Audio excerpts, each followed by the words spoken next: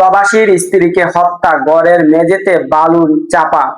ফেনীতে এক প্রবাসীর স্ত্রীকে হত্যা করে তার মরদেহ নির্মাণাধীন বাড়ির মেঝের বালুর নিচে পুঁতে রাখার অভিযোগ উঠেছে।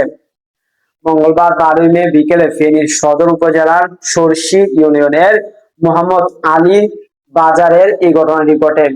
পরে সন্ধ্যায় পুলিশ মরদেহ উদ্ধার করে ময়নাতদন্তের জন্য ফেনী 250 শয্যা জেনারেল হাসপাতালে নিয়ে যাওয়া হয়। নিহত শিরিন আক্তার সরসিদি ইউনিয়নের মোহাম্মদ আলী বাজারের মোহাম্মদ মানিক মিয়ার স্ত্রী। তার 2 ছেলে 1 মেয়ে রয়েছে। তার স্বামী বর্তমানে সৌদি আরবে অবস্থান করছেন। তার নিখোঁজের পর তার ছেলে খোঁজাখুঁজি করে। স্থানীয় সূত্রে জানা যায় যে সৌদি প্রবাসী মোহাম্মদ মানিক মিয়া পরিবারের গত 10 বছর ধরে সরসী ইউনিয়নের মোহাম্মদ আলী বাজারের একটি ভাড়া বাসায় থাকেন। ওই বাসার পাশে একটি জমি কিনে সম্প্রতি বাড়ি নির্মাণের কাজ শুরু করেন।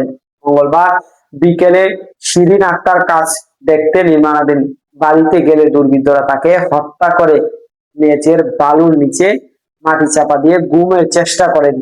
নিহতের ছেলে রাজু জানান, মঙ্গলবার বিকেলে মাকে বাসায় না পেয়ে তাদের নির্মাণাধীন ভবনে বাড়িতে খুঁজে যান। সেখানে গিয়ে দেখেন যে সাইফুল ইসলাম নামের এক নির্মাণ শ্রমিক কাজ করছে। তাকে জিজ্ঞাসা করলে তিনি উত্তরে বলেন জানেন না। পরে স্থানীয়দের দেওয়া তথ্যের ভিত্তিতে বালুর নিচে শিরিন আক্তারের মরদেহ দেখতে পান তারা।